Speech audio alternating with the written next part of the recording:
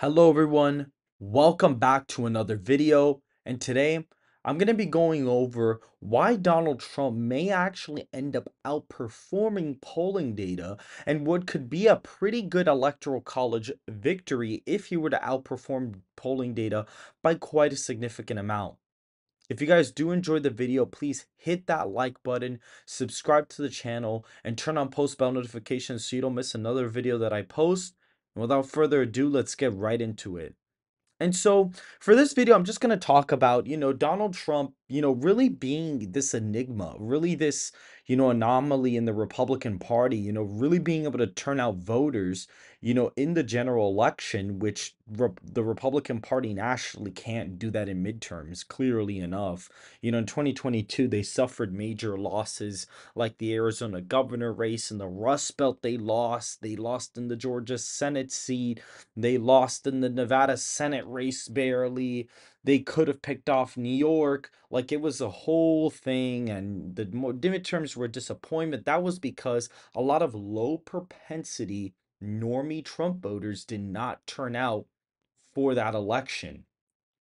A lot of people don't understand that a lot of Donald Trump's base are not your typical, Republican voter that would have voted for McCain or was a very active political voter. A lot of voters that vote for Trump tend to either be first-time voters or tend to be voters that rarely turn out that may have turned out for like Reagan or Bill Clinton or George W. Bush back then in the early 2000s and early 90s and things like that. Like, it's not your typical Republican. And not only that, he's able to really turn out the numbers with a lot of ancestral Dems, which kind of helps him boost his support quite significantly. And so if you look right now, the RCP aggregate currently has Trump up by about 1.2 percentage points up.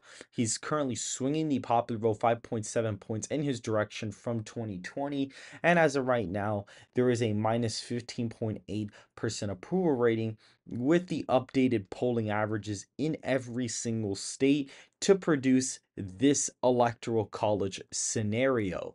Now, in this scenario, he is actually winning 326 to 312 to 226 electoral college votes.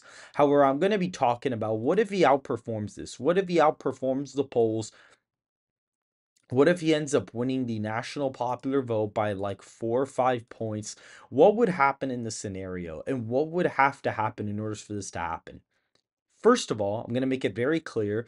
This scenario would be, either A, we're almost in civil war, there's a major war going on, or the immigration crisis gets so bad that people just despise Biden for it. And I think out of the three, the third option is more likely. I think that the border issue is going to get so bad to the point where a lot of Hispanic voters and African American voters are going to end up trending into Trump's column by quite a significant amount.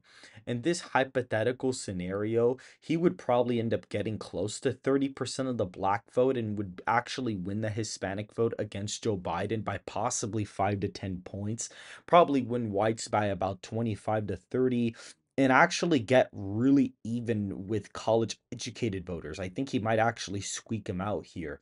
And so I'm kind of going to be putting together an electoral college map, based out of that, analysis. And so all of these, Great Plains states, all of the, Appalachian area, you would basically end up going safe Republican. Alaska would be safe Republican. Maine would be safe Republican in this election as well.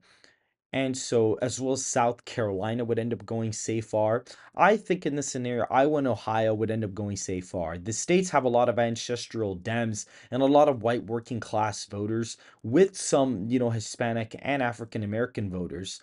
But I do think that, no, especially more Ohio, not so much Iowa, but more Ohio has that kind of population. But I think that Trump is really going to be able to turn out the score with these numbers. I'd expect him to probably win both of these by about 15 points if he's really getting, that polling outperformance or winning it by more than 15, to be completely honest with you. I think that for the safe Democratic states, Biden would still win California. He probably wins DC, probably wins Maryland by safe margin, Massachusetts, and Vermont by a safe margin. This would basically be it for his safe states. He'd only have 81 safe electoral votes. Maybe he wins Washington by over 10, but even still, this could theoretically end up falling under a 10-point win in a like best case slash, big polling error for Donald Trump. A lot of this would end up being, it would kind of come out, in exit polls that, Biden is way more unpopular than even the polls would suggest, and Trump is way more popular than the polls suggest. A lot of normie voters would end up coming out, voters who typically wouldn't, kind of vote. A lot of young voters would end up voting for Trump. He'd possibly end up winning the 18 to 29-year-old category in this timeline. And I think because of that, states like Texas and Florida would be very easy wins. All of the universities would basically either be a tie or would be a win for Donald Trump. Maybe a college like UF would probably be the only Democratic leaning college, and Trump would kind of run it up in the Miami-Dade area with Hispanics. And in Texas, he'd probably get a lot of the suburban areas closer and kind of run it up really high with these southern border counties, and probably continue to accelerate those trends in those states. I think maybe the Maine at large the Maine's first congressional district, maybe it's a likely margin. Possibly it could fall under 10 in this scenario, in my personal opinion. As of right now, I think the states of North Carolina, Georgia, Arizona, Nevada, Wisconsin, Michigan, and Pennsylvania could all be likely states if there is a massive, massive polling error. I think Trump has a lot of room to grow in these states. In North Carolina, he has a lot of room to grow with white working class voters. The state GOP is a very effective party, and I do think because of that, he's going to be able to, really, really grow his margin here in a very outperforming scenario. I think in Georgia, he could possibly win this from anywhere from 7 to 10 points, depending on his, scenario as well. It's probably gonna, in this scenario, he wins about 30 to 35% of black voters. I'd say that that would be the case where, he does end up getting the Atlanta suburbs way closer in the city, and he ends up working it up with white working class voters and probably winning the state by 8 or 9 points. Arizona, I'd say it's a 5 or 6 point win, definitely closer than Georgia, but he'd probably regain a lot of the base back from 2016 and also pick up a new couple of voters alongside the way. I think the border would also affect the state as a whole. I think in Nevada, I think that just overall, the Clark County area is going to massively end up shifting to the right either way. But in this scenario, would there would be a hyper, shift to the right. I think in Wisconsin, he'd probably do a lot better in the wow counties and probably run it up in North Wisconsin and really, really turn up the numbers there. I think in Michigan, cities like Detroit would end up kind of trending towards Republicans, and he'd run it up with white working class voters here. In Pennsylvania, the Philadelphia area would massively trend to the right in this scenario, and probably would cause an upset victory in Pennsylvania of close to 10 points. In this scenario, I think he wins Wisconsin by about 8, wins Michigan by about 6, and wins Pennsylvania by about 7 or 8, depending on, the day, to be completely honest. States like Washington would probably be 6 points. States like Colorado, possibly Colorado is closer. We're going to actually get to that in a second in an outperformance scenario. Connecticut, Rhode Island, and Delaware would all be likely states in the scenario, and New Jersey is going to fall under this lean category, and I'm going to explain why. States of Colorado, New Jersey, Illinois, and Oregon would all fall into this lean lean Democratic column. Oregon in the Portland area, a lot of migrants are going there, and I think a lot of people are going to be furious about the illegal immigration issue there. Colorado, the reason why I have it as lean is that if Trump outperforms polling data because of the Supreme Court decision, maybe that does energize his base quite a bit, and the polls are not really looking at that per se, and that's probably why the polls do have it under a 7-8 point win now. At this point in time, it is a closer race, in the polling ever since that the Supreme Court, in Colorado decided to rule that he couldn't run, which he is still on the ballot pending the decision from the Supreme Court, which I think he will be fine. Based on what of these justices have been saying, they are probably going to rule against that nationwide, which will be good news for Trump.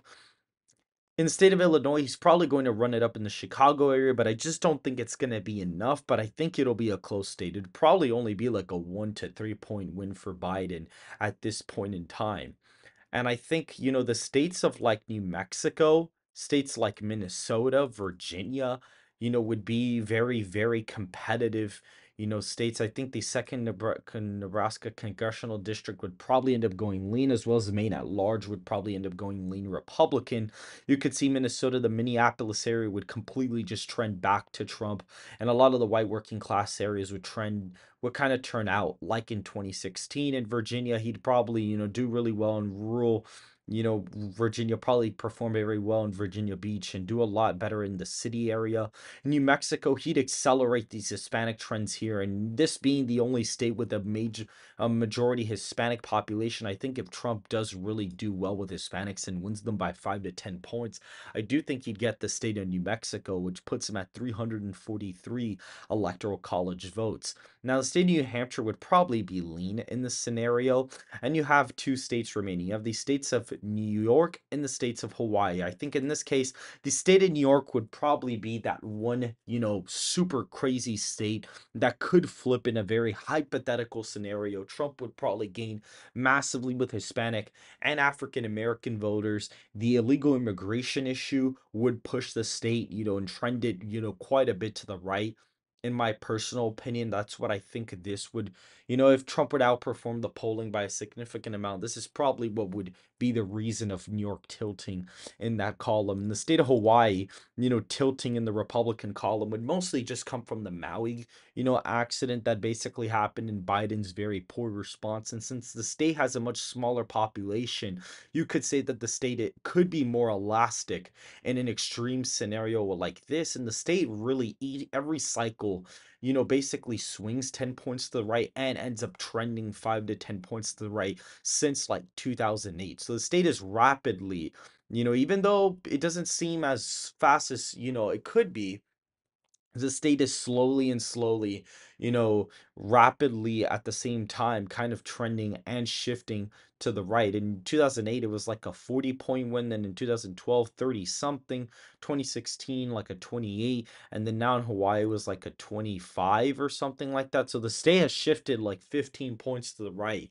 in quite a significantly fast amount of time. So I do think in a hypothetical extreme scenario like this where Trump massively outperforms polling data, he could maybe pick it off. It probably is a far stretch, but that's basically it for this analysis of the 2024 election. If Trump were to massively outperform polling data, if you guys did enjoy the video, please hit that like button, subscribe to the channel, and turn on that bell so you don't miss another video that I post. And I hope to see you guys very soon.